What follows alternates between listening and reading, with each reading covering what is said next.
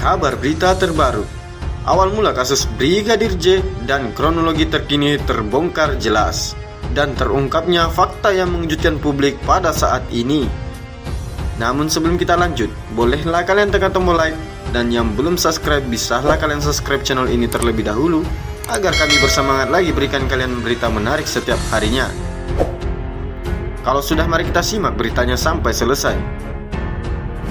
Awal mula kasus Brigadir J bikin geger, yakni ketika ia dilaporkan meninggal usai terjadinya baku tembak.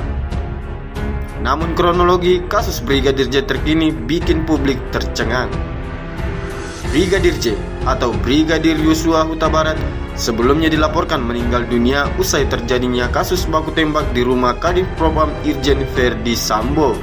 Terjadinya tembak-menembak Brigadir J dan Baradae seperti mana yang telah dilaporkan pada awal mulanya kronologi, ternyata bukan itu kisah yang sebenarnya. Brigadir J pun sempat dituduh melakukan pelecehan seksual terhadap Putri Chandrawati, istri Verdi Sambo. Dan Brigadir J pula dikabarkan menembak Baradae. Namun sayangnya ada beberapa kejanggalan yang akhirnya terungkap usai sebulan penyelidikan oleh kepolisian.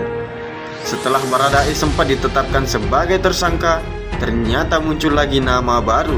Kapolri Jenderal Listio Sigit Prabowo menetapkan Kadif Propam Irjen Verdi Sambo sebagai tersangka kasus penembakan Brigadir Nofriansyah Yosua Huta Barat atau Brigadir J. Kejadian dalam penembakan yang terjadi di rumah dinas Irjen Verdi Sambo di Komplek Kepolisian Duren 3, Jakarta Selatan diketahui penuh dengan rekayasa.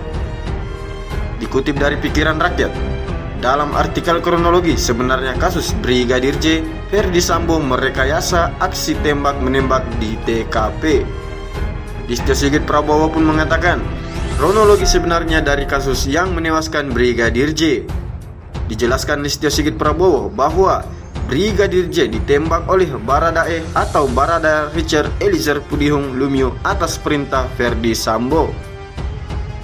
Dan kemudian Verdi Sambo menggunakan senjata api milik Brigadir J untuk membuat seolah-olah terjadinya baku tembak antara Brigadir J dan Baradae. Saudara Verdi Sambo melakukan penembakan dengan senjata milik Brigadir J ke dinding berkali-kali untuk membuat kesan seolah-olah terjadi tembak-menembak. Komjen Pol Agus Adrianto menambahkan, saat kejadian penembakan berlangsung, Brigadir RR atau Rizky Rizal dan KM atau Kuat Ma'ruf berada di TKP yang turut membantu. Inspektur Jenderal Polisi Verdi Sambo menyuruh melakukan dan menskenario peristiwa seolah-olah terjadi peristiwa tembak-menembak di rumah dinas Inspektur Jenderal Polisi Verdi Sambo di Komplek Polri Duren 3, kata Adrianto.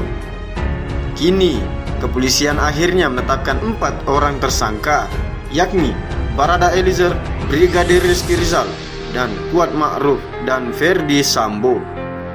Keempatnya dijerat pasal 340 tentang pembunuhan berencana, subsidiar pasal 338 tentang pembunuhan junto pasal 55 dan pasal 56 KUHP. Keempatnya yang tersangka akan dihukum mati atau penjara seumur hidup atau penjara selama-lamanya 20 tahun. Untuk saat ini tersangka Baradae dan RR ditahan di rumah tahanan Reskrim Polri, sedangkan Sambo masih ditempatkan di tempat khusus Markas Komando Korps Brigade Mobil di Kelapa II, Depok, Jawa Barat. Bagaimana menurut kalian? Silahkan cantumkan pendapat kalian di kolom komentar. Dan terima kasih sudah menonton video ini sampai selesai.